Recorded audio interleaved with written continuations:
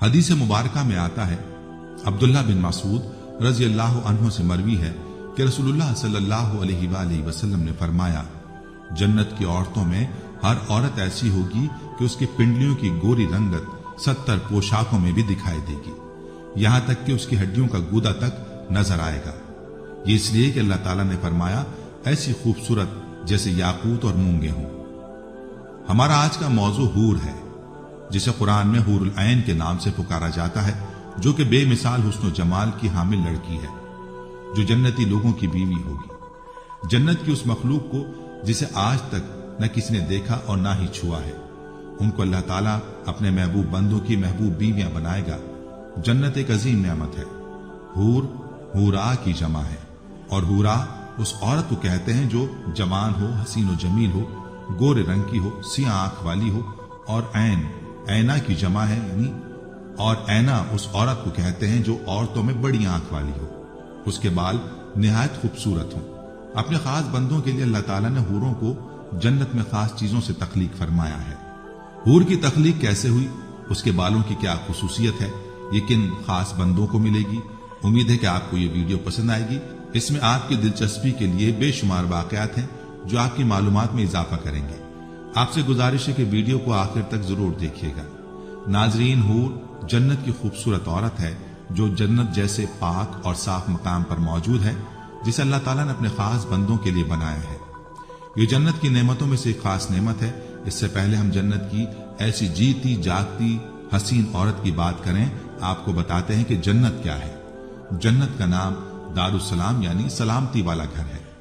وہ ایسا گھر ہے جس کی نعمتیں ختم اور نہ ہی خراب ہوں گی، جہاں ہر چاہنے والی چیز وافر مقدار میں ملے گی، جو اپنے چاہنے والوں کا شوق سے انتظار کرتا ہے، جو اپنے چاہنے والوں کے لیے مزید خوبصورت بنتا جائے گا، جس کی صفات کا بیان قرآن اور نبی کے فرمان میں آیا ہے۔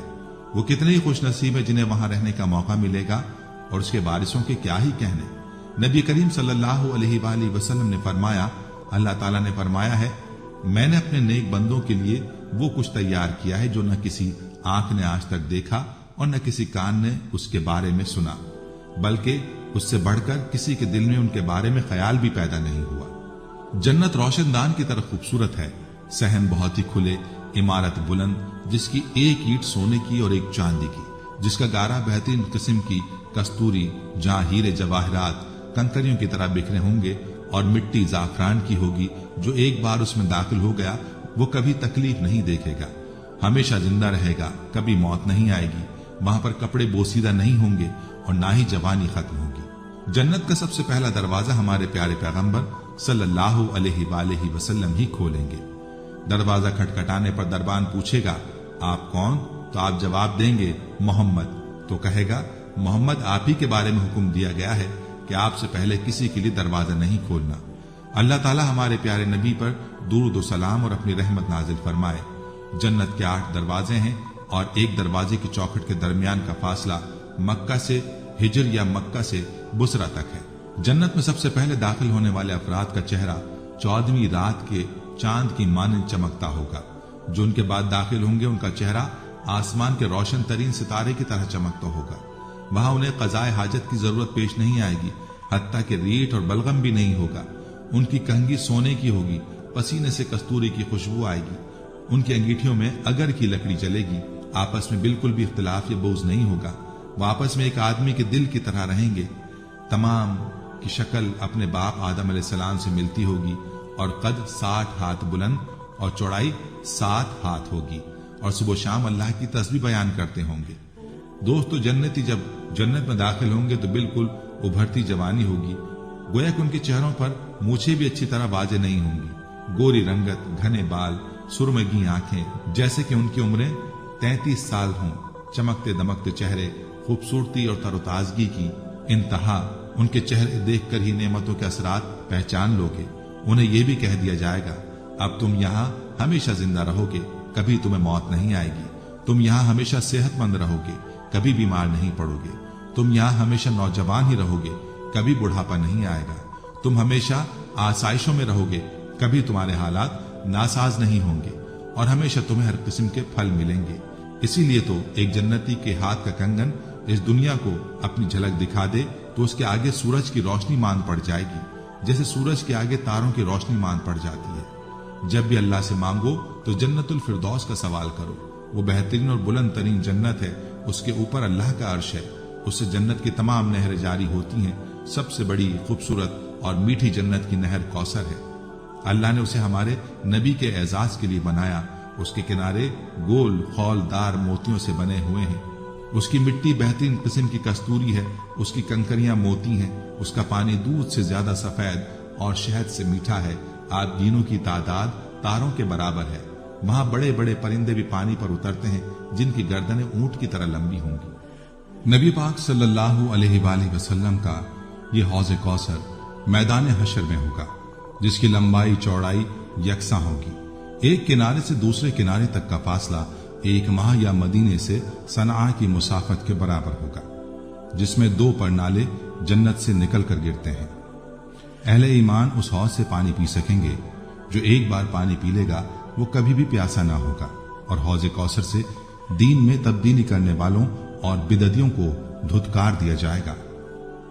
जब सारे के सारे जन्नती अपनी अपनी जगहों पर पहुंच जाएंगे तो सबसे निचले दर्जे के जन्नती को बुलाकर कहा जाएगा, जन्नत में चले जाओ। वो कहेगा, या अल्लाह, मैं अब कैसे जाऊं? सब लोग अपनी अपनी जगहों पर बराजमान हो चुके हैं और सबने अपना अपना हिस्सा ले लिया है। उससे कहा जाएगा, क्या ख्याल है कि तुम्हें दुनिया के किसी बादशाह की बादशाहत के बराबर जन्नत मिल जाए? तो वो कहेगा, जी हां, ए अल्लाह, मैं राजी हूं। तो अल्लाह ताला फरमाएगा, जाओ, तुम्हें मैं इतनी जन्नत देता हूं, मजीद इसके बराबर एक हिस्सा और, मजीद इसके बराबर एक हिस्सा और, मजीद इसके बराबर एक हिस्सा और 5वीं बार वो कह उठेगा, या अल्लाह, बस काफी है, मैं राजी हो गया हूं। तो अल्लाह ताला फरमाएगा, ये सारा तुम्हारा है और इससे 10 गुना ज्यादा और मैं तुम्हें देता हूं। वहां पर जो तुम चाहो, जिससे तुम्हारी आंखें ठंडी हो, वो सब कुछ मिलेगा। तो वो कहेगा, या अल्लाह, मैं राजी हो गया हूं। और सबसे बुलंद दर्जा अहले जन्नत के बारे में अल्लाह तबारक व तआला फरमाएगा, मैं उन्हीं लोगों को चाहता हूं, उनकी इज्जत व तकरीम के लिए मैंने अपने हाथों से जन्नत को पैदा किया और फिर इसे सील बंद कर दिया। अब ना तो उसे किसी आंख ने देखा, न उसके बारे में किसी कान ने सुना, और न किसी इंसान के दिल में इसके बारे में कोई ख्याल पैदा हुआ। जन्नत का एक ऐसा दरख्त भी है जिसके साए को अबूर करने के लिए घुड़सवार 100 साल तक भी चलता रहे तब भी नहीं कर पाएगा। और मोमिन के लिए जो खैमा तैयार किया गया है वो सिर्फ एक खौलदार मोती से बना हुआ होगा, जिसकी ऊंचाई 60 मील होगी। उसके अहले खाना उसी में रहेंगे। वो उनके पास बारी बारी जाएगा और वहां कोई किसी को देख नहीं पाएगा।